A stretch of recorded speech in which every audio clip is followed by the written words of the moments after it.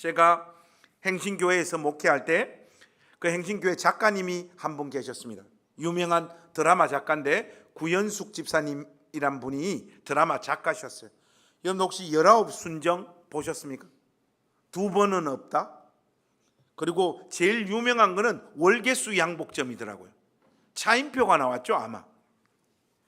이런 작품들을 다 쓰신 분인데 장로님 딸인데 성품이 참 좋았고 늘 우리 행신교회 안에 있는 그늘지고 어려운 사람들 잘 섬기고 잘 도왔고 특별히 우리 목회자들도 참 잘 챙겨주셨던 너무너무 좋은 분이셨습니다. 자주 만나서 우리 구연숙 집사님하고 교제하고 집에도 방문하고 그랬는데 요즘 드라마 트렌드가 너무 빠른 속도로 바뀌어 버려가지고 새로운 작품을 쓰는데 굉장히 스트레스가 많이 된다는 거예요. 옛날에는 다 드라마들이 그만 했는데 요즘은 드라마 장르와 스타일이 너무 획기적으로 막 바뀌고 그런 드라마들이 주목받다 보니까 시대를 쫓아가고 따라가기가 만만치 않다라고 하는 고민을 이야기하시더라고요. 아무것도 모르는 저의 눈에도 요즘 드라마 스타일들이 좀 이상해요. 드라마에 초현실적인 요소를 집어넣거나 판타지적인 요소를 집어넣어서 드라마를 구성하고 또 그런 드라마들이 사람들에게 인기를 굉장히 많이 얻는 것 같습니다. 저도 시청자 입장에 있는 저도 드라마를 따라가기가 좀 어려워요. 제가 좋아하는 나의 아저씨라고 하는 드라마가 있는데 그 드라마 작가인 박혜영 씨도 저나 우리 구연숙 작가님과 비슷한 생각을 하고 계시더라고요. 그 나의 아저씨 대본집이 있습니다. 한 권, 두 권으로 구성됐는데 그 두 번째 대본집에 보면 박혜영 씨가 이 나의 아저씨를 구상할 때 자기 마음을 표현한 내용이 나와요. 제가 잠깐만 읽어드릴게요. 드라마와 영화를 보는 이유가 서사보다 인간의 결을 보고 싶어서 정서를 느끼고 싶어서인 제게는 이런 흐름이 좀 팍팍하게 다가왔습니다. 저는 사람에게 감동하고 싶었습니다. 누군가가 어떤 영웅적인 일을 해서 감동하는 게 아니라 인간이 인간의 면모를 보이기에 감동하는 이야기가 보고 싶었습니다. 이게 나의 아저씨 대본집 제2권에 나오는 박혜영 씨의 말이거든요. 여러분들 그 나의 아저씨에 굉장히 감동적인 대사가 많은데 그 아이유가 좀 까칠까칠한 역할을 해요. 그 아이유가 그런 대사를 던집니다. 진짜 내가 안 미운가? 이렇게 물어요. 그때 이렇게 말해요. 사람 알아버리면 그 사람을 정말 알아버리면 그 사람이 무슨 짓을 해도 상관없어. 내가 너를 알아. 하는 이런 뭉클한 대사가 있습니다. 지금 눈물을 흘리지 않는 인간들은 다 메마른 인간들입니다. 사람이 사람에게 받는 위로보다 더 큰 위로가 어디 있겠습니까? 바울은 오늘 본문 말씀에서 자신에게 위로가 되었던 세 사람을 언급하고 있습니다. 그 세 사람이 누구입니까? 아리스다고, 마가, 그리고 유스도입니다. 그죠? 아리스다고는 데살로니가 출신으로 바울을 통해 예수님을 만나고 바울을 평생 동안 따라다니며 그의 선교를 도운 사람입니다. 제가 성경을 이렇게 확인해 보니까 아리스다고는 성경에 5번 딱 등장하는데 바울이 선교 여행을 갈 때마다 어김없이 아리스다고가 그 자리에 있었습니다. 특별히 사도행전 19장에서 에베소 사람들이 소동을 벌이고 연극장으로 막 달려 들어왔을 때 그때 붙잡혔던 사람이 아리스다고예요. 또 바울이 로마로 압송될 때도 함께 했던 사람이 바로 이 아리스다고입니다. 그리고 여러분 마가는 여러분들이 좀 잘 알고 계시죠. 바울의 1차 전도 여행 후에 바울과 바나바가 심하게 싸워가지고 헤어지잖아요. 그 결정적인 원인이 이 마가 때문에 일어났던 일이잖아요. 그 원인을 제공했던 인물이 이 마가인데 바울의 말년에는 디모데후서를 기록할 때 마가를 꼭 데리고 오라고 언급할 정도로 중요한 사람이 되었던 사람, 그 사람이 마가입니다. 그리고 유스도가 바울의 위로자로 여기에 이렇게 등장하는데 유대인 할례당이었다고 그 정보를 성경이 우리에게 제공하고 있습니다. 유대인으로서 예수님을 영접한 사람이란 말이죠. 초대교회 당시에 신학적인 논쟁이 있었습니다. 지금 우리의 시각으로 볼 때는 너무 말도 안 되는데 그때 당시에는 초대교회가 어떤 방향으로 갈지에 관한 굉장히 중요한 이슈였습니다. 그게 뭐였는가 하면 당시 할례파는 이방인이 예수 믿고 돌아올 때에 할례도 받아야지 구원이 완성된다, 그렇게 주장했습니다. 그러나 바울은 할례는 결단코 구원의 조건이 아니라고 항변을 했죠. 바울 혼자서 많은 유대인들과 신학적인 논쟁을 하고 유대인들을 설득하는 일은 쉽지 않았을 거예요. 그때 할례파 출신이면서도 바울의 입장에 서서 바울의 주장을 지지했던 사람이 바로 이 유스도였던 것 같습니다. 그러니 이 유스도라고 하는 인물이 얼마나 고맙고 그 사람에게 사도 바울이 위로를 받았겠습니까? 그런데 오늘 본문에 나오는 위로라고 하는 단어가 있죠. 이 위로라고 하는 단어는 헬라어로 보니까 파레고리아예요. 파레고리아. 그런데 여러분, 이 파레고리아는 헬라어 신약 성경으로 볼 때 여기에 딱 한 번 나오는 단어입니다. 그러면 여러분 머릿속에 지금 빨리 어떤 생각이 딱 드십니까? 아니, 내가 신약 성경 읽어볼 때 위로라고 하는 단어들을 여러 곳에서 제법 많이 확인했던 것 같은데 왜 목사님은 여기 딱 한 번만 등장한다고 이야기를 하지? 이 생각이 여러분들 머릿속에 딱 떠올라야 됩니다. 떠오른 사람 손 한번 들어보세요. 지금 생각 없이 그냥 설교를 듣고 있는 거예요. 위로라는 단어가 다른 곳에도 등장합니다. 곳곳에 위로라고 하는 단어가 신약 성경에 많이 등장하는데, 그런데 바울이 다른 서신서에서 위로를 언급할 때는 파라클레시스라는 단어를 사용했어요. 근데 우리가 번역할 때는 똑같이 위로 이렇게 번역하고 있어서 우리는 똑같은 단어로 알고 있지만 이 골로새서에서는 파라클레시스라고 하지 않고 파레고리아라고 지금 언급하고 있습니다. 이런 이유 때문에 골로새서가 바울의 작품이 아니라라고 하는 신약 성경학자들의 주장이 굉장히 거세게 있었습니다. 골로새서에는 바울이 사용했던 위로라는 단어와 다른 단어가 지금 사용되어지고 있고, 이것이 이 골로새서는 바울의 저작이 아니다 이렇게 주장하는 하나의 이유가 되었던 것이죠. 그러나 저는 이런 식의 주장은 너무나 나이브한 주장이라고 생각을 합니다.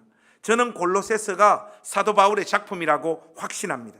아리스다고, 마가, 유스도, 너희는 나의 파레고리아라고 지금 말하고 있는데, 이 파레고리아라고 하는 단어는 의학용어예요. 의학용어로 진통제라고 하는 뜻입니다. 진통제. 바울이 이 의학용어를 어떻게 알고 있었을까요, 여러분? 바울은 전도여행 내내 그리고 그의 마지막 순간까지 누구와 함께 있었습니까? 의사였던 누가와 함께 있었습니다. 디모데후서 4장에서 모두 다 나를 떠났는데 누가만 나와 함께 있다라고 언급하는 장면을 우리가 확인할 수 있지 않습니까? 누가는 마지막까지 사도 바울과 함께했던 사람으로서 서로 많은 대화와 서로에게 많은 영향을 미쳤던 인물입니다. 무엇보다도 바울은 사역하는 내내 육체적으로 많이 아팠던 사람이기 때문에 아마도 곁에 계속해서 있었던 의사였던 누가가 그에게 진통제를 굉장히 많이 처방해 줬지 않겠는가? 이게 합리적인 추론을 우리가 할 수 있습니다. 그렇다면 바울은 왜 자신에게 그렇게 소중한 이 세 사람들에게 파라클레시스라고 하는 단어를 사용하지 않고 파레고리아라고 하는 이 진통제를 의미하는 이 단어를 사용하고 있을까요? 그들은 나의 진통제라고 하는 이 말은 과연 무슨 의미일까요? 여러분, 진통제는 고통이 있을 때 놔주는 게 진통제입니다. 견딜 수 없을 때 놓아주는 것이 바로 이 진통제죠. 예수를 만나고 난 후 사도 바울의 삶에는 고통의 연속이었습니다. 내가 수고를 넘치도록 하고 옥에 갇히기도 더 많이 하고 매도 수없이 맞고 여러 번 죽을 뻔하였으니 유대인들에게 40에서 하나 감한 매를 5번 맞았으며 3번 태장으로 맞고 1번 돌로 맞고 3번 파선하고 일주야를 깊은 바다에서 지냈으며 여러 번 여행하면서 강의 위험과 강도의 위험과 동족의 위험과 이방인의 위험과 시내의 위험과 광야의 위험과 바다의 위험과 거짓 형제 중의 위험을 당하고 또 수고하며 애쓰고 여러 번 자지 못하고 줄이며 목마르고 여러 번 굶고 춥고 헐벗어섰노라. 이게 고린도후서 11장에서 사도 바울이 직접 고백하고 있는 자기의 인생이었어요. 이런 고통 속에서 그 사역의 현장에서 함께했던 그들, 그 존재 자체가 사역을 통하여 겪게 되어지는 수모와 어려움과 고통을 잊을 정도로 좋았던 것이요. 그래서 지금 이 진통제, 나와 함께했던 이 세 사람들이 그 고통을 다 잊게 할 만큼 나의 진통제가 되어줬던 그런 사람들이었다. 사도가 지금 이 이야기를 하고 있는 겁니다. 저에게도 진통제와 같은 친구들이 있습니다. 그 친구들을 만나면 가지고 있던 고민들은 하나도 생각나지 않고 즐겁기만 합니다. 여러분들에게 시달리다가 그들을 만나면 그곳이 하나님 나라가 됩니다. 여러분, 제가 친구들 만나면 뭐 할 것 같아요? 그 친구들도 다 목사인데 모여서 같이 말씀을 나누고 교회를 걱정하고 같이 합심하여 기도할 것 같다. 1번. 그동안 못했던 욕을 쏟아부을 것 같다. 몇 번이겠습니까? 여러분들 대놓고 그러시면 어떡해요? 사실 욕도 많이 합니다. 한참 웃고 떠들다 보면 삶의 고민과 사역의 무게가 다 잊혀져요. 그 순간은. 그러나 잊지 말아야 할 사실은 진통제는 진통제일 뿐입니다. 진통제는 절대로 치료제가 될 수 없다라는 사실을 여러분 기억하십시오. 진통제의 특징이 무엇입니까? 자꾸 맞다 보면 약효가 떨어진다는 거예요. 친구도 한 번씩 만나니까 진통제가 효과가 있어서 진통제가 되는 거지, 친구들하고 같이 살다 보면 진통제 효과가 다 떨어지고 효과가 나타나지 않습니다. 여러분 한번 생각해 보십시오. 부부도 계속 같이 사니까 원수가 되잖아요. 그죠? 지금 옆에 있는 남편과 아내 한 번씩 쳐다보세요. 특별히 부부끼리 앉으신 분들 얼굴 한번 쳐다보세요. 그 사람도 가끔씩 만나면 참 좋은 사람이에요. 그렇죠? 그래서 여러분, 우리 옆에 부부라고 생각하고 이렇게 한번 인사합시다. 니도 가끔씩 만나면 참 좋은 사람인 것 같아. 그렇게 한번 했습니까? 송지원 집사님 했습니까? 네. 진통제는 그냥 진통제입니다. 치료제가 아닙니다, 여러분. 사람이 해주는 위로는 진통제예요, 여러분. 우리 인생에서 꼭 필요한 것이고 진통제의 역할도 참 중요합니다. 그러나 진통제는 한계가 있습니다, 여러분.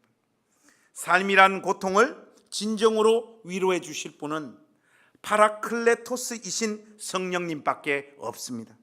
예수님이 성천하시고 보내주신 또 한 분의 보혜사께서 우리의 삶을 파라클레시스 하실 때 우리 삶에 진짜 위로가 찾아오는 거예요.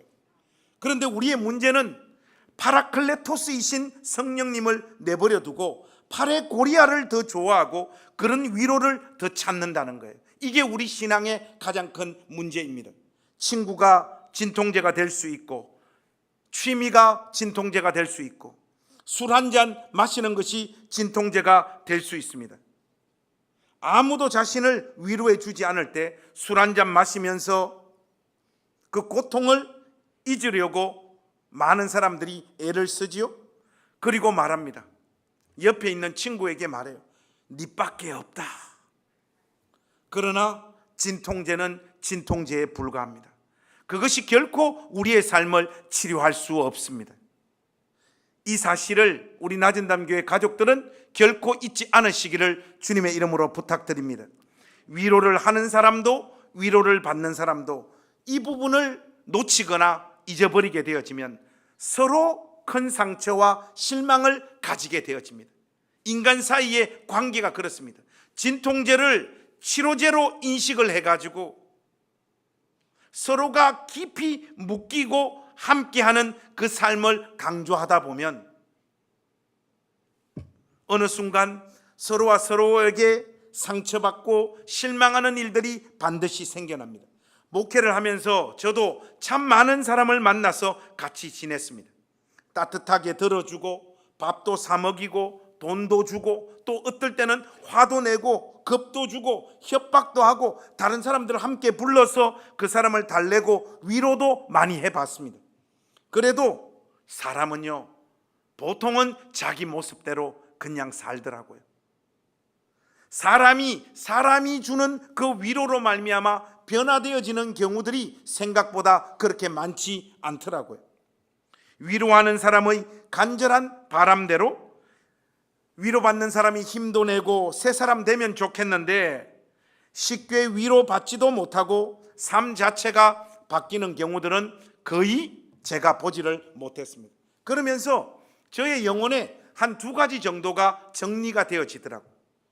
그 사람은 그 사람대로 지금 죽을 힘을 다해 최선을 다하고 있어요. 그 사람도.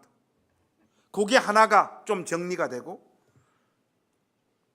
또 하나는 각 사람에게 개입하셔서 그 삶을 인도하시는 분은 하나님이시고, 그 하나님이 계시니 그 사람의 삶에 너무 깊이 침투하여 위로를 명분 삼아 과도하게 그 사람의 삶을 조정하고 간섭하려 해서는 안 된다는 것, 제가 목회하면서 깨달은 중요한 두 가지 사실입니다. 남에게 베푸는 사랑과 위로도 자칫하면 하나님의 자리를 강탈할 수 있다는 것, 여러분 잊지 마시길 바랍니다. 여러분은 진통제지 치료제가 아니에요. 사람을 돌보고 위로하는 일은 이타적인 행동이기 때문에 자신이 남에게 하는 위로를 무작정 주님께서 기뻐하시는 삶과 행동이다, 이렇게 간주하기가 쉬워요. 그렇게 주님께서 기뻐하시는 삶이라고 확신하기가 너무 쉬워요.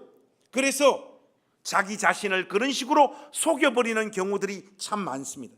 인간이 할 수 있는 사랑과 위로에 한계가 있다는 사실을 여러분 기억하십시오. 진심을 담았지만 우리가 하는 그 위로는 효과도 미미할 수밖에 없다는 것, 이거 우리가 하나님 앞에서 겸손하게 인정해야 됩니다. 이런 일에 여러분들이 센스가 떨어지면 자신도 피폐해지고 위로하려는 그 사람도 비참하게 만들어요. 우리는 누군가를 위로할 수 있지만 그것은 진통제 정도의 역할이지 치료할 수는 없습니다. 인생들의 유일한 치료자는 하나님밖에 없습니다. 이 사실을 여러분들 꼭 기억하며 지내십시오. 이것이 바로 위로를 하는 사람이 조심해야 될 내용이라면 저는 위로를 받는 입장에도 많이 있어 봤습니다. 아직 살아있는 사람을 제외하고 저의 삶의 가장 큰 위로자는 어머니였습니다. 단칸방에서 같이 살던 겨울날 돈이 없어서 난방을 못했어요.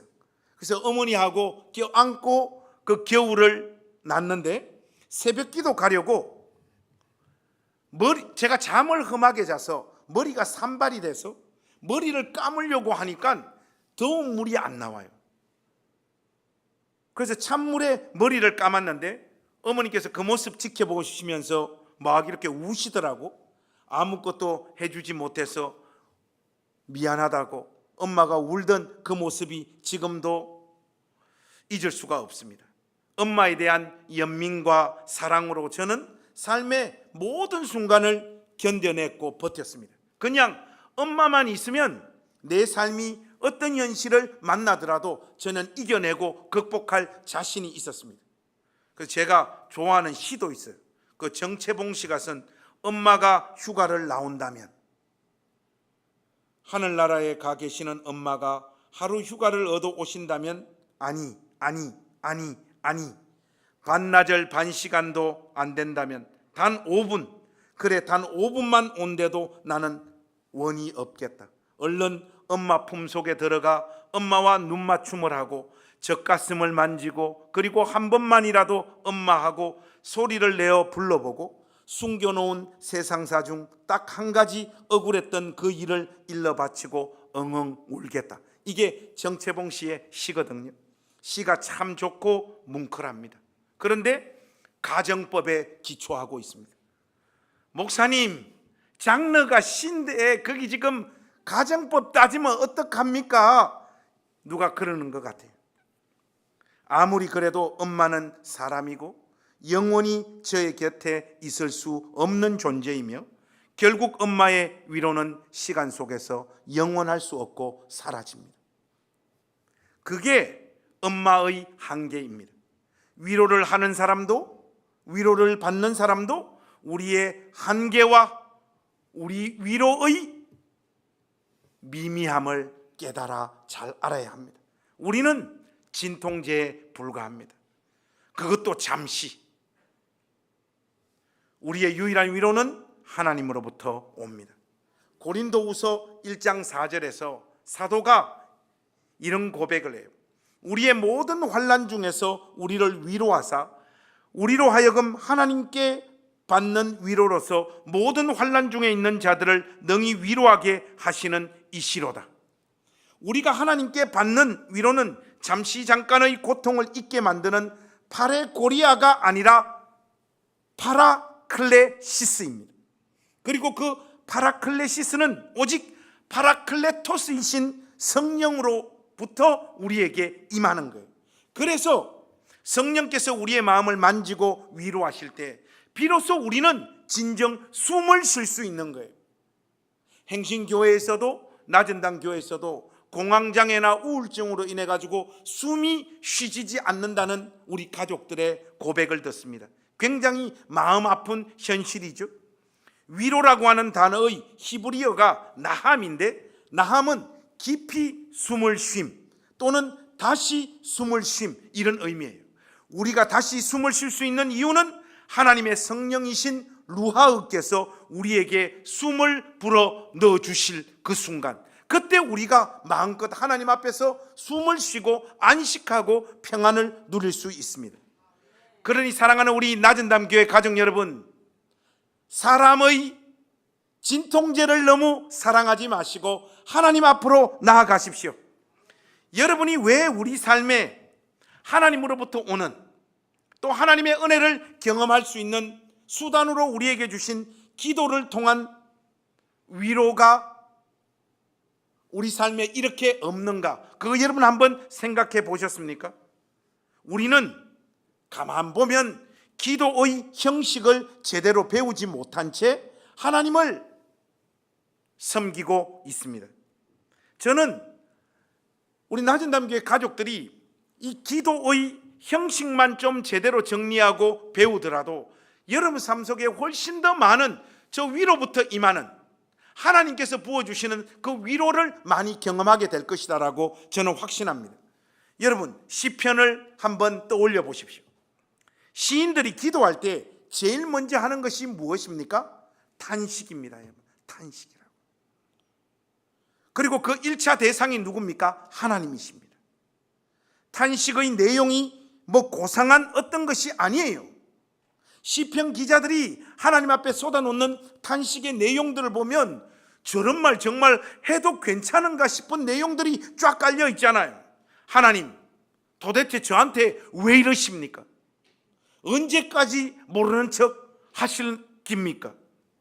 하는 이런 짜증과 원망이 들어간 푸념들이 막 쏟아집니다.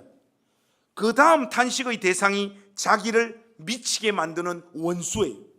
그리고 마지막으로 자기 처지와 꼬라지가 왜 이 모양 이 꼴이냐고 울면서 발광하는 내용이 시편이잖아요. 근데 여러분, 이게 하나님 앞에 성도들이 토해놓는 기도의 본질입니다. 우리가 기도를 해도 위로를 받지 못하고 계속해서 답답하고 막막한 이유는 우리의 기도에 탄식이 없기 때문에 그래요. 이게 쉬운 말로 무슨 말인가 하면, 여러분들의 기도는 너무 멋있어요. 기도에 너무 폼을 잡는다고. 그러니 무슨 위로가 임하겠습니까? 하나님께 대들어야 돼요. 뭐냐고 도대체 나한테. 하나님 내 인생에 뭐 관심이라도 있냐고. 이런 식으로 하나님께서 저의 인생을 다루시는데 어떻게 아버지하고 아들이 될 수 있습니까? 저 계속해서 하나님께서 이런 식으로 저의 인생을 무관심하게 아무런 도움도 제공하지 않는다라면 저 하나님을 아버지로 모실 수 없습니다. 협박해야 돼요. 대들어야 돼요. 여러분들 마음 가운데 있는 진짜 울분들을 하나님 앞에 토해놔야 됩니다. 하나님 섭섭합니다. 이런 식으로 하는 거 너무 섭섭합니다. 이런 막말 중심으로 초장의 기도의 내용을 구성해야 됩니다. 하나님 저한테 뭐 해주셨는데요? 아무것도 안 해주잖아요. 설날인데 저 사람은 뭐 보너스도 받고 다 살만한데 내 인생은 첫날 만날 왜 이러냐고. 언제 하나님이 나한테 은혜를 베풀어 줬냐고. 여러분 막 들이대야 됩니다. 우리한테는 이런 탄식이 없어요. 다 너무 멋있어. 사랑하는 하나님 아버지.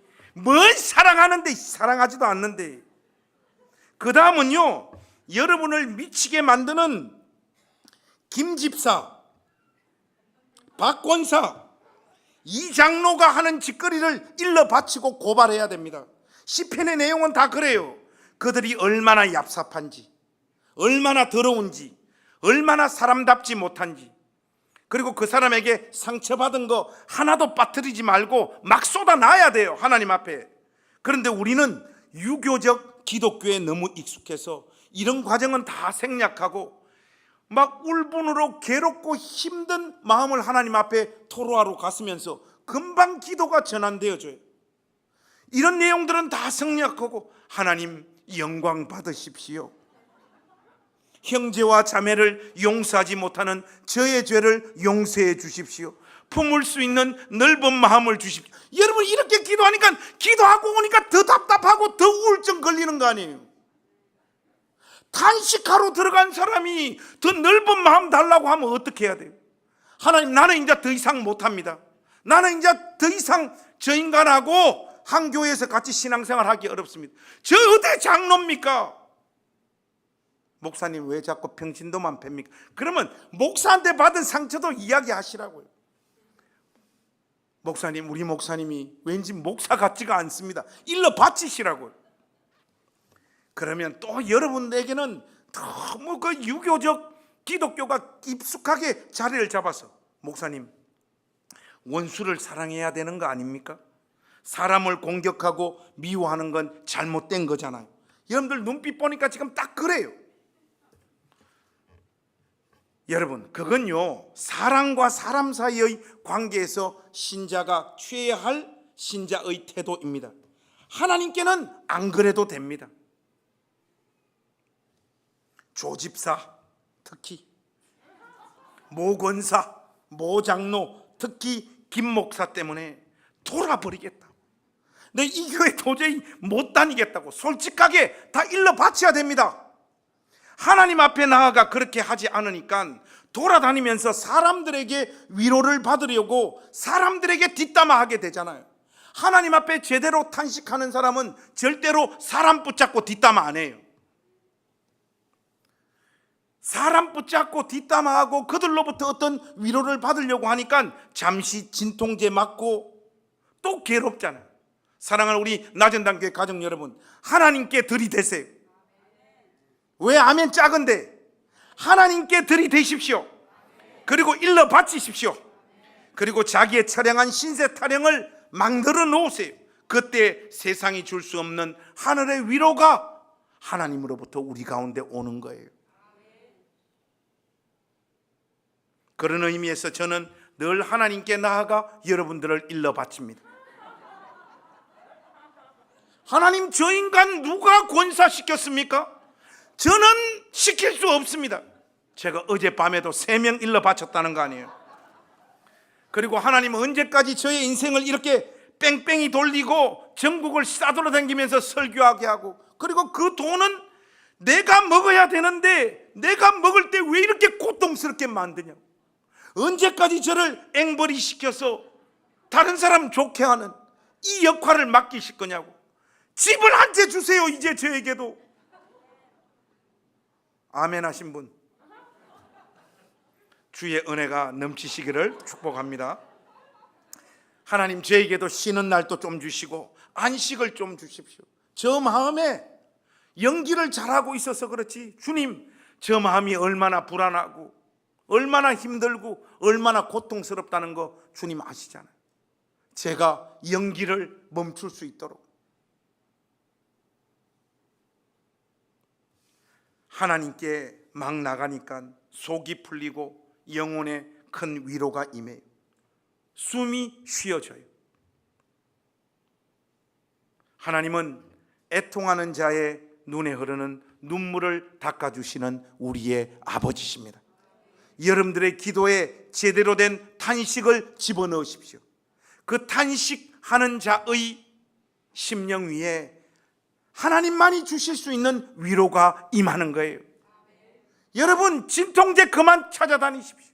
우리의 참된 위로자, 우리의 유일한 위로자이신 하나님 앞에 나아가 여러분들의 마음을 있는 그대로 쏟아붓는 우리 낮은당 교회 가족들 되시기를 주의 이름으로 축복합니다. 결론을 맺겠습니다. 설날인데 이런 날은 설교를 좀 짧게 해줘야 돼요. 삶은 고통입니다. 여러분, 누가 삶이 아름답다고 이야기합니까? 삶이 아름답다고 자신 있게 말하고 있는 그 사람은 삶 속에 진통제를 제법 많이 갖고 있어서 그래요.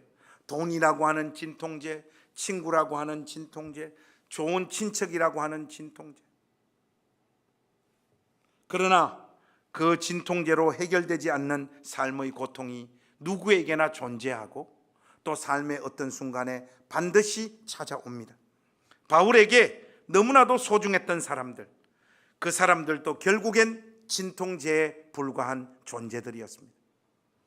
내가 너무나 사랑하고 있는 사람들도 잠시 잠깐의 고통을 잊게 만들어주는 사람은 될 수 있을지는 몰라도 영원한 위로가 되지는 못합니다.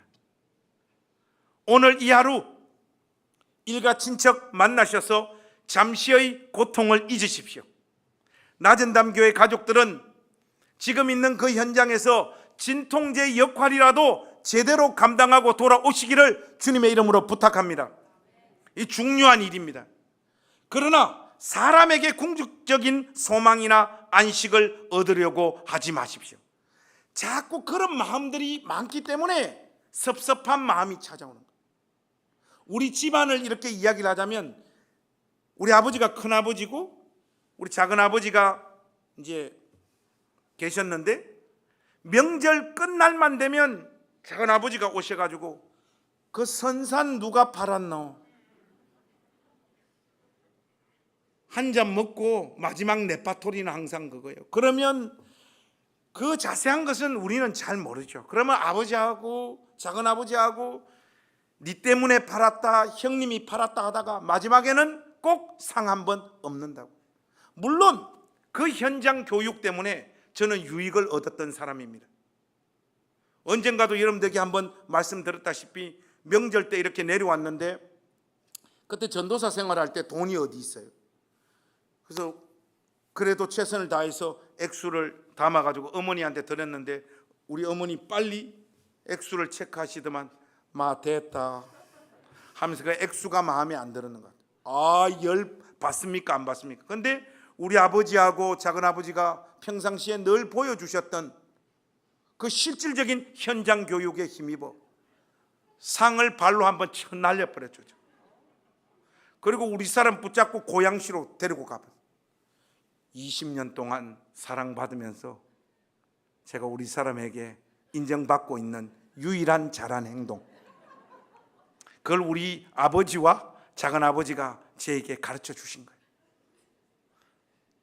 오늘 우리 낮은담 교회 가정에서는 상이 뒤집어 엎어지는 일이 없기를 바랍니다. 여러분, 왜 자꾸 그런 일들이 일가 친척이나 주변 사람들에게 있는가 하면 진통제밖에 되어지지 않는 인간을 자꾸 치료제가 된다라고 생각을 하기 때문에 사람에 대한 과도한 기대, 그런 것들이 있기 때문에 사람에 대해서 섭섭함을 가지게 되어지는 거예요.